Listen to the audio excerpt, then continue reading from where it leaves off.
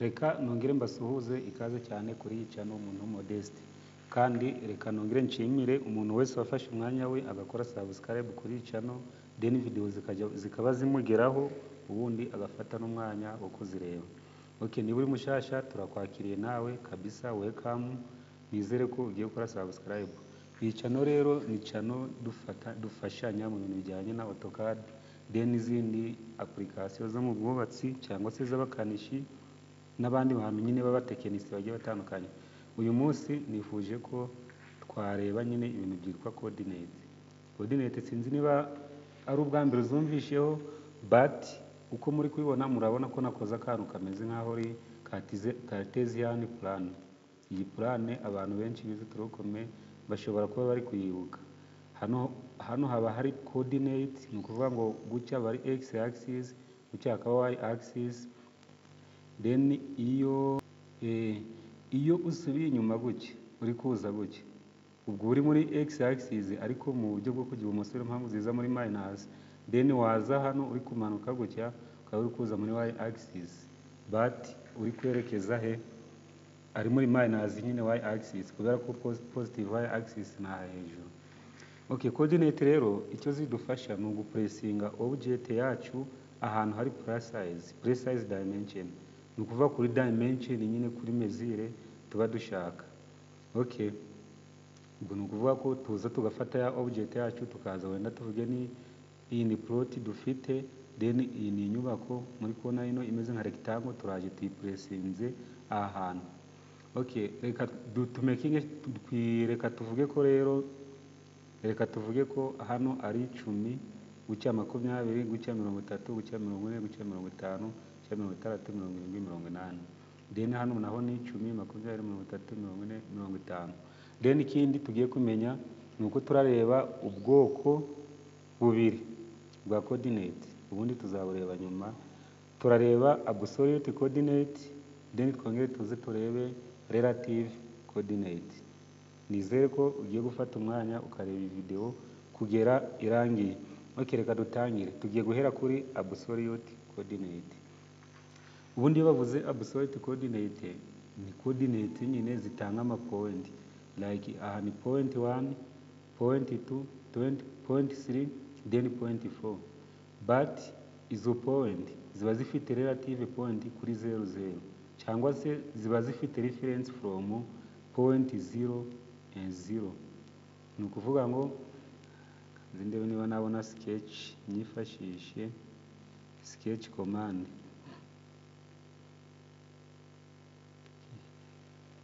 Okay, let me take this. Ni ukuvuga ngo hano ni kuri point 0 and 0, dufite point ya 0 hariya. Then ni ukuvuga ngo kubera hano twavuze ko ari 10 naha tukavuga ko ari 10, ni ukuvuga ko niba turi gukoresha relative absolute coordinate, ni ukuvuga ko ino point uraza ari 10 gatambika hano na guca 10, then aha akaba ari point 1 yitwa 10 10. Ubwo nakiye kabiri kumvikana. Noneho turaje kuri point ya kabiri. Kuri point ya kabiri kubera ko tuba dufite reference from 0, turaza tuvuge ngo kuva hano rimwe nakoze 10, 20, 30, 40, 50, 60, 70, 80. Ni ukuvuga ko ino point kuri x gutya in this direction, hano turafatira kuri 80 x, then y urabona ni ukuva hano ukazamuka, ubwo y ni kangahe? Ni 10. Ubwo point ya kabiri ifite 10 kuri kangahe? Nako ifite x 80, then y ikaba kangahe? 10. Twagiye tuza hano kuri point ya gatatu. Point ya gatatu with reference to 0 0, turafata x axis 1 2 3 4 5 6 7 8, hano muri kubona ko ari 8, ubwo x ni 80, then y tuze tubare 10, 20, 30, 40, 50. Ubwo y ni ukuvuga ko irabiri hano kuri 50. Ubwo this point ni 80 kuri x, then 50 kuri kangahe? Kuri y. Tuzije kuri iyi point ya kane 1 2 3 4. Point ya kane urabona kuri x iri ku 10 then y ikaba kuri 1 2 3 4 5. Okay, ubwo urandika ngo point 4 ifite x axis y'10 then y axis ibe kangahe 2 3 4 5 50. Okay, noneho tugarutse hano kuri point ya nyuma ushobora kuzana umurongo ugakora end cyangwa se ukongera ugakanda 10, 10. Mbibutse ko iyi dukoze ni absolute coordinate, ni ukuvuga ngo your reference point aba ari from 0 0. Point yose uyibara uhereye hano kuri 0, iyo niyo absolute coordinate.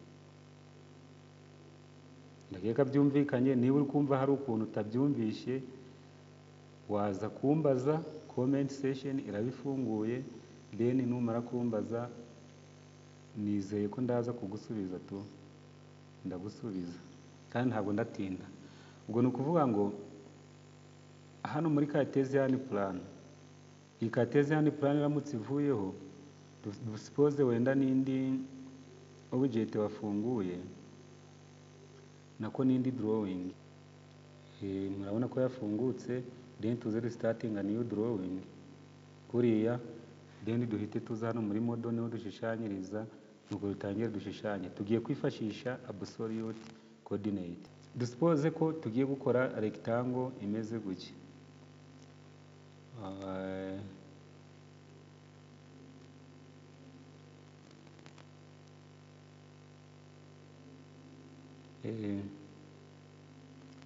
Dusuppose ko tugiye kwifashisha coordinate zo muri AutoCAD zimeze uko. Hano muri absolute coordinate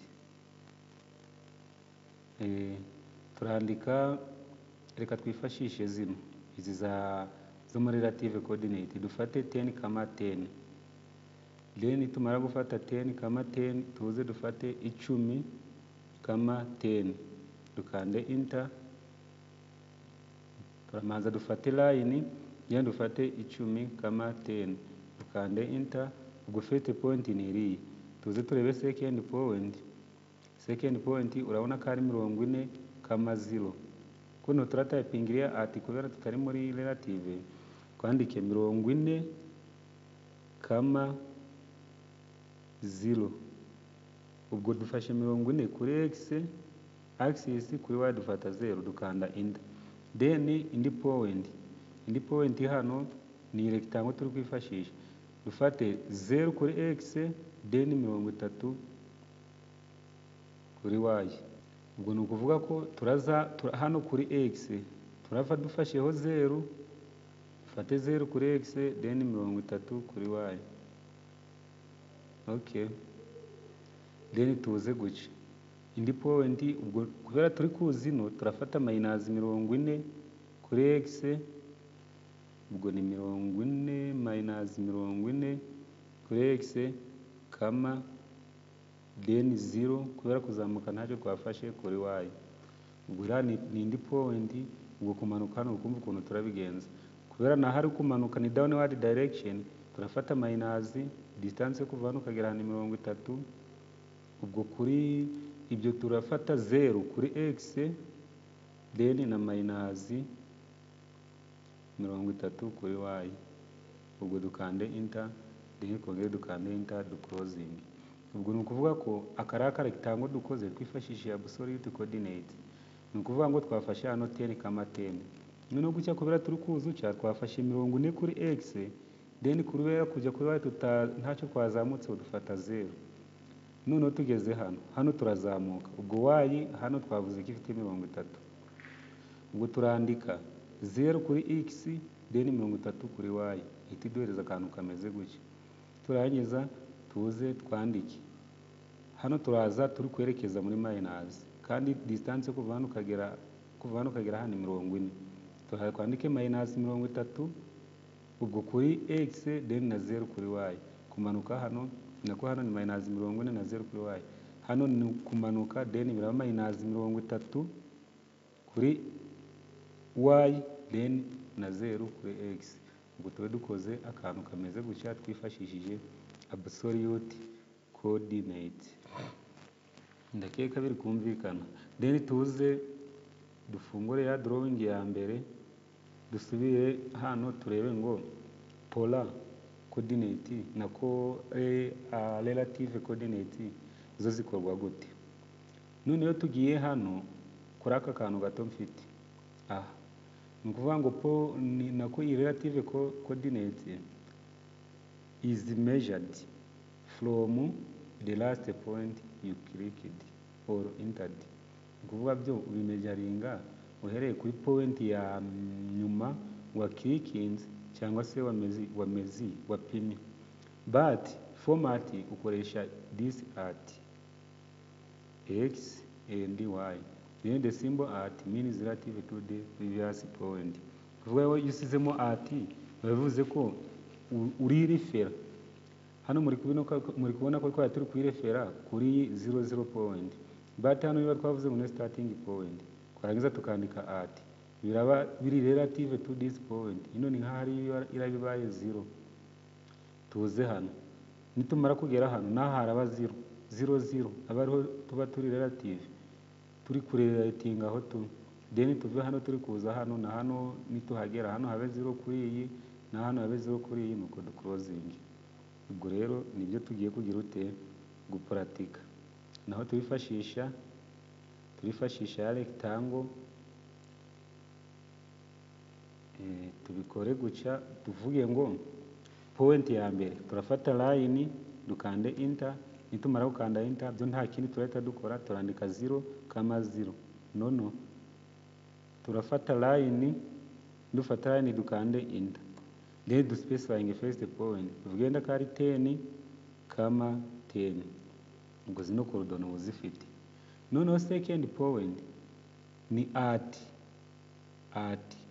ni ukuvuga tuvuye hano kuri 0 kuri iyi point turahava dufate 40, noneho kuri y dufate iki 0, turandikamo at rero at distance ya 40, 0. Ni ukuvuga ko twafashe 40 kuri x axis then 0 kuri y axis, bigende kuri yadukanze yenda. Then kuzamuka turafata at, ubwo turazamuka kumva distance yo kuzamuka kandi rectangle ifite 30 kuri 40, ubwo turazamuka ya 30 but x dufate 0. Niyo mpamvu turavuga ngo ni at distance ya 0 kuri x, 30 kuki kuri y, dukande enter, bite bigenda kuri iyi. Noneho iyi theory yumvikane kabisa. Hano ho murabona kuva hano gutambika guki bifite 40 kandi turukwerekeza muri x axis but in anti-clockwise or counter-clockwise direction. Ubwo kuvuga ko yino iyi distance turakora gucira bifite minus kandi turikwerekeza muri distance ya x. Niyo mpamvu turatypinga minus, no turatypinga at kubera ni relative coordinate minus 40, then kuri x kuri y ntacyo twafashe ni 0, then dukande enter. Ibyo biri kumvikana. Then hano ho kumanuka ho urumva ni distance yo kumanuka, ubwo ni muri y direction but in counter clockwise. Niyo mpamvu distance ya gukira ifite minus, ubwo kuri x ntacyo dufashe. Niyo mpamvu kuri x turandikaho at 0 then distance yo kumanuka kuri ya ni minus 30, dukande enter. Then if it is the last point you will click double enter. Ubwo ni ukuvuga ngo iyi point turayikoze kwifashishije absolute and relative coordinate. Niba hatabayeho ikintu cyo kumva neza, muri bino twavuze mbere nyine, ni ukuvuga ngo hano kuri absolute coordinate measure from the origin, ni ukuvuga iyo uri gutanga za distance wirefera kuri point d'origine, ni ukuvuga ni origin ni hahandi muri 0 kuri x and y ho bitangiriye. Ubwo ni ukuvuga ko niba inyubako ifite 70 kandi wafatiye first point mu 10, ubwo uzafata 80 kubera ko na rya 10 nyine ryo wafatiye first point rirazamo. Noneho format ni x kama y, ni ukuvuga typing umubare wa x like 20 then y 30. Ubwo ni ukuvuga ko iyo point iba iri kuri 20 30. Example ushobora gutepinga bino, ni ukuvuga ino point aba ari 50 30, ni point imwe, ni x y, iyo niyo format. Ushobora gutepinga bino maybe biri kugaragara as exercises. But tuje hano kuri relative coordinate. Hano kuri relative coordinate ho umeasuringa point but with relative to the previous point. Ndakeka biri kumvikana. Niba twapimye point hano 20 20, ubwo niyo point. Ubwo point irayikurikira iyo ntabwo iraba iri related to ya point ya hano ya 0 0, ahubwo iraba iri related kuri ya point ya kangahe ya 20 20.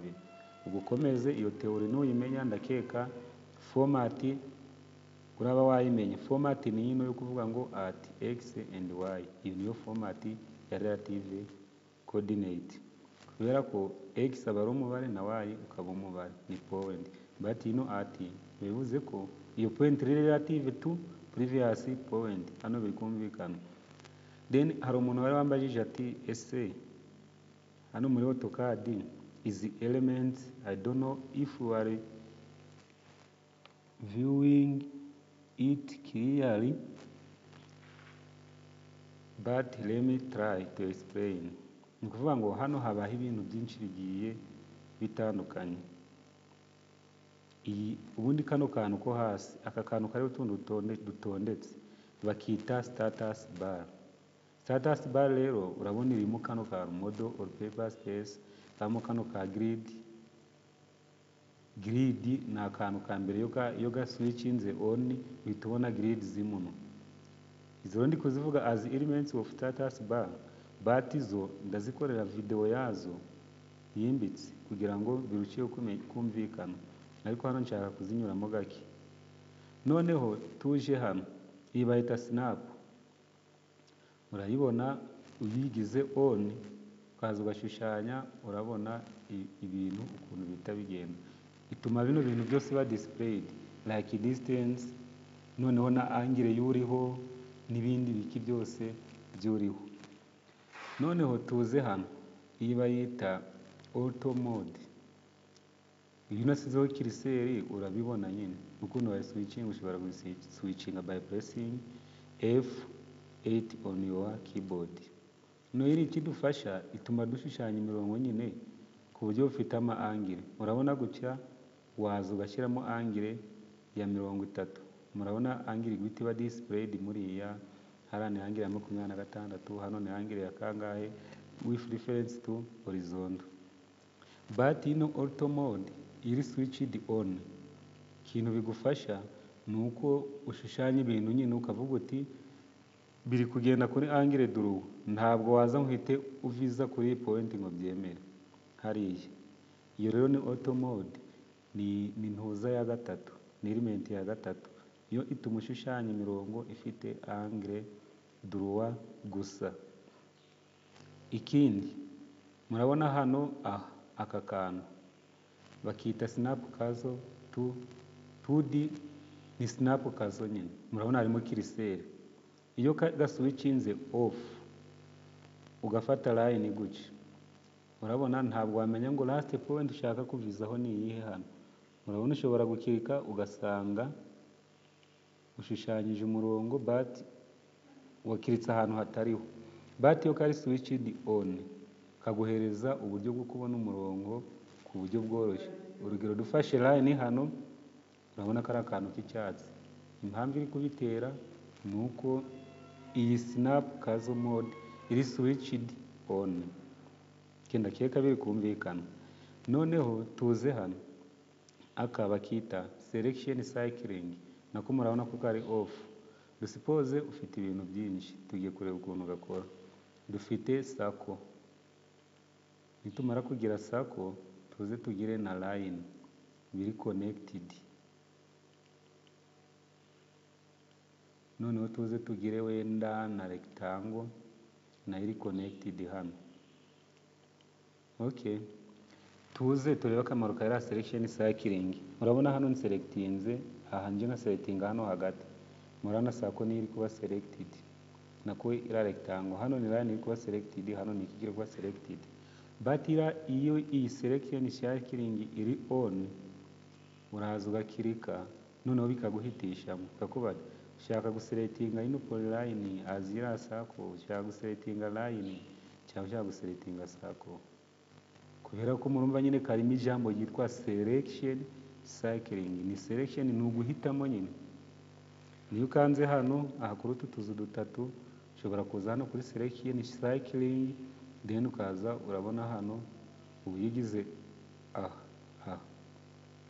ushobora kuyigira on cyangwa kwidisplaying hano werekanye gushaka kihaba cyangwa kitahaba ni ukuvuga ngo iyo selection cycling uri kubona hano itarimo iyo uri kubona hano itarimo imeze kuri uza hano customization ukahakirika then wamara kwakirika ukaza ugashaka selection cycling then ukayigira on iyo hano hari rero kuyigira on or off ni ibintu biba bigize ute byoroshye ariko murabona kidufasha cyane cyane iyo uri guselecting ibintu byinshi bikombininze biradufasha cyane ikindi naka kantu bakita show annotative object ni ukuvuga ngo iyo ufite annotative object sinzi niba uzi ngo annotative object ni iki nzaza kubikoresha ubundi bate hano muri curriculum ya level 4 AutoCAD irimo ikintu kiri annotative reka nzi ntanga urugero dufate wenda dimension tuze dushyire dimension hano murabona harimo 1 dot ari amazero menshi ariko iyo ugize gutya ntabwo zino dimension ziba ziri annotative kubera ziri annotative uba uri kubona kano ka symbol iyo ziri annotative ushobora kuba zihindura scale ku buryo bworoshye ugakora n'iki but iyo selectinze ugakanda F3 ugakanda control cyangwa se ukaza ugahita ukanda hano F3 ndabone iri kwangaye ari sinzi byayo but dushaka kuje muri properties zayo ukaza openinga properties hano iyo uzopeninze ukaza hano hasi hari ahantu handitse ngo annotation then iyo ziri annotative uri kubibona hano then hano ushobora gushyiramo ngo yes iyo ukanze yes rero ziba zibaye iki annotative ni ukuvuga ko kaga symbol sinzi niba uri kukareba neza but ujyanye kiriseri ugaholdinga a bit urabona ko ya symbol isa gutya iri guhita yerekana ko zira dimension ziri annotative tuzareba ukuntu ushobora gufata ikintu ukagira annotative impamvu yo kugira annotative nayo tuzayibona ni byiza cyane bitewe nuko hano urabona bifite scale nini but iyo bifite annotative iyo biri annotative kubihindura scale aba ari ikintu kigize ute cyoroshye nakeka rero umenye kano kantu icyako show annotative object then ni ukwadinga scale to annotative object iyo kari on ushobora kuza ukadinga hiki scale nabyo tuzareba ukuntu ushobora kwadinga scale kuri object igize ute iri annotative byose bikorerwa hano muri properties then dukomeje hano ushobora kuba igihe wamaze kwadinga scale kuri object ziri annotative ushobora kuba waza ukavuga uti bihaye scale runaka urabona ko bigize scale nini ushobora kuba waza ukayihindura urabona ko iri kugenda ihinduka bitewe nuko bigize ute biri annotative uraza rero ukabihereza scale iyo uri kubona biri kugira ute biri gufitinga then ushobora no gutayipinga nituba turi kureba hano ukuntu ushobora kubihereza scale ushobora kubona zino scale zose ziri hano ari nini wowe ugatayipinga scale yawe kuri add scale but ibyo bizaza muri iri somo then hano barita workspace switching button like gear cyangwa se nka setting muri telefone hadufasha guswitchinga into different workspace like 3D basics 3D modeling nuko hano muri kona nazisa amazina but shaka kuva hano muri drafting and annotation shaka kuje muri 3D modeling biragufasha ikindi maybe bisa naho birangiye ibindi tuzabyingiramo byimbitse aha ni customization mwayibonye ni customizing utuntu utari kubona tukaza hano muri status bar ubwo element za status bar ndakeka tuzivuzeho muri make. Aka ni kerekana angle nyine with reference to horizontal. Suppose ufite gutya umurongo then ushaka murabona angle uri fe na horizontal, hara murabona ko ari angle 180. Nicyo biri kuvuga rero. Ikindi nuko hano muri kubona handitse ngo polar, but nuko nahisemo nibyo. Polar coordinate tuzayigarukaho nitumara kugaruka kuri polar coordinate, tuzongera turebe ukuntu ushobora kuba wakora bino bintu nyine wajya muri ibi bintu ku buryo bwimbitse. Okay, ndabashimiye rero, ni Modeste. Ndabona video iri kurushaho kuba ndende, but ngarukiye hano. Ibindi bibazo bizaza muri comment, then nanjye kugira mbone icyo nimprovinga. Ikindi nuko kurebera video kuri internet nyine bitewe na browser uri gukoresha nibyo sawa, bitewe no kuyi downloadinze tuba dusa naho natwe twakoze ubusa. Okay, ndabashimiye rero, see you next time.